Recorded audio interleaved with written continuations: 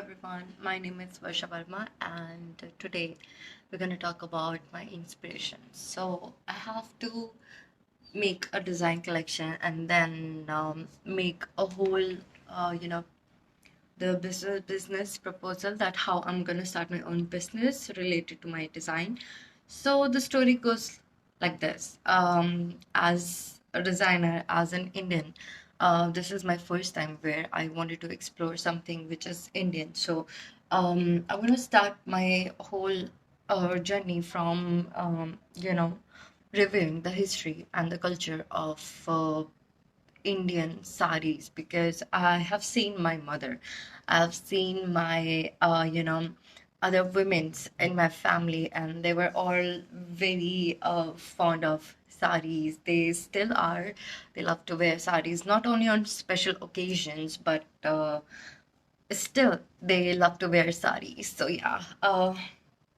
So I'm going to review the history of Indian sculptures, Indian art, let's say from like prehistory of Indian, clothing through sculptures, the tradition, the costume jewelries, and all the drapes of sari. So let's go. Hello again. So yeah, I'll wear my glasses because I'm blind. I can't see. So this is all of my research, and I'm gonna just tell you because I did a very basic research because this is not something about deep diving into the history of Indian costumes and everything. So I'm gonna give you like a very brief review about Indian prehistory, about Indian fashion from prehistory to the after East India Company, like 1900s or something like that.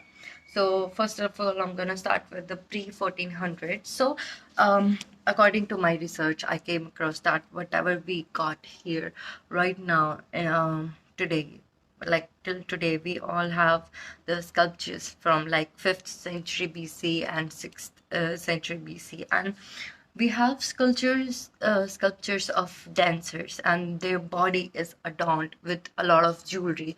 Like there is a kamarband and heavy jewelry here, and there is something like a lungi they used to tie around their waist, and it's just beautiful. It's I believe that they are some positions of dancing, but it's just beautiful.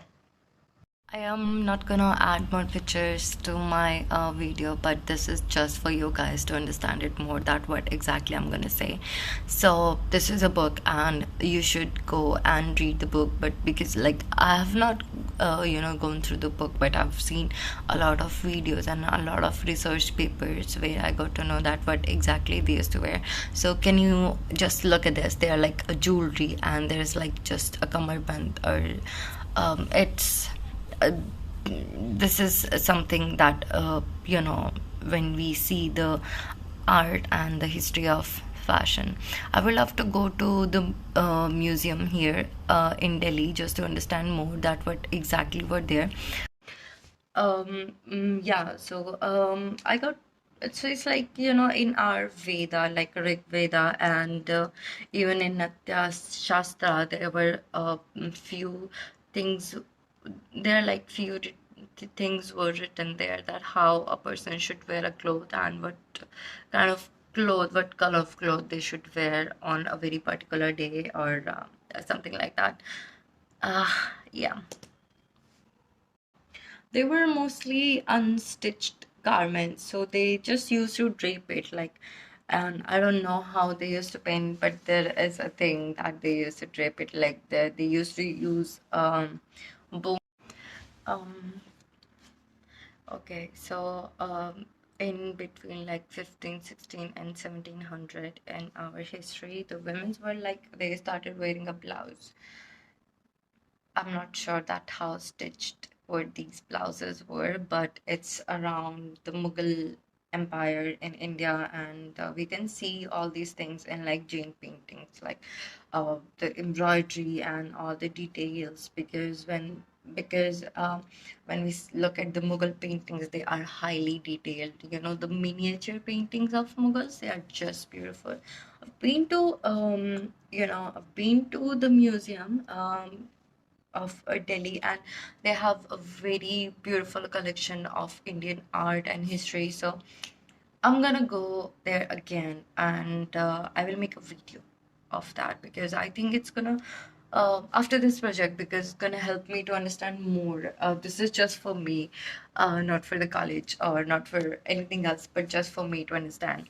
So around 615 to 1600, so Mughal Empire were there. They used to wear angrakha, patka, and the gagras. The gagras were like 16 to 12 hundred like meters. They were like so big, and they used to wear pants and the veils on the head. And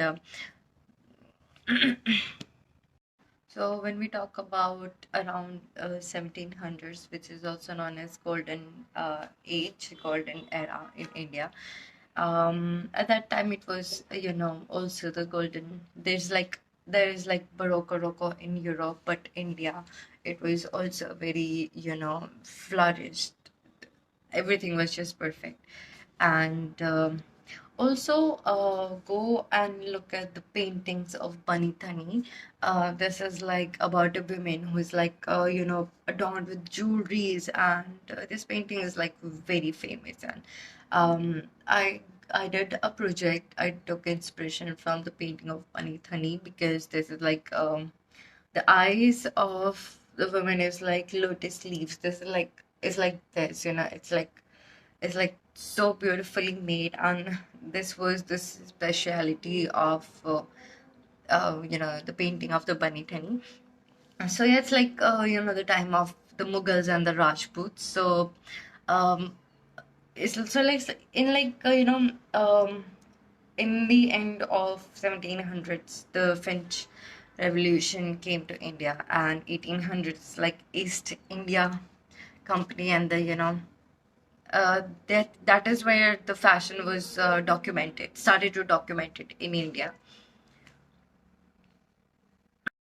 And there were a lot of paintings and a lot of pictures where we can see that how fashion was influenced because of all this revolution and East India Company, how the sari was draped with a blouse. And now as I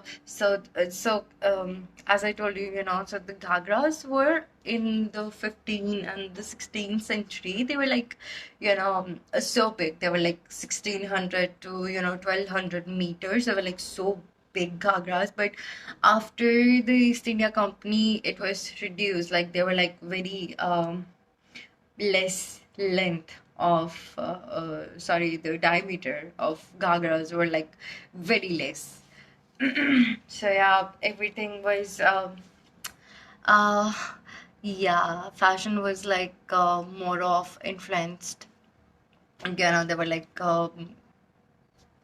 angrakhas, more of inspired by the jackets of you know uh, European fashion. So around like 1900s, the drapes were there, saris were there, and the like fashion industry were there, and there were like limited availability of this richness of the culture that it. So the fashion in 1900s, it was available for everybody. But when we talk about the scalability of fashion, um, you have to check the boxes of affordability, that how many people can afford your clothes. When we talk about fast fashion brands like Zara and H&M, you can check the price, and they're so smart when they do this all the research about their customers and the consumers who are gonna buy this particular kind of garment in which kind of area. Like Zara got like a really beautiful strategy of selling their products and choosing what kind of products is gonna sell at what kind of places, like the demographic, and they do a lot of research like that. So Yeah, when now it's like 1900s. Now we can see how sari is, you know, it's like a huge evolution, how it was in the earlier historic era and how it's now, how it's today. Now we have like pre-stitched sari and yeah, now we just want to save time to wear something. So I'm gonna do the same. Okay, so this is pretty much of it. This is the end. Not the end, but I'm gonna do a lot of research about it. But uh, something in this research, I so this is just my research about Indian clothing because if I want to make my own collection, I have to know uh, about the history of Indian art and how the fashion was there, fashion were there at that time, like prehistory.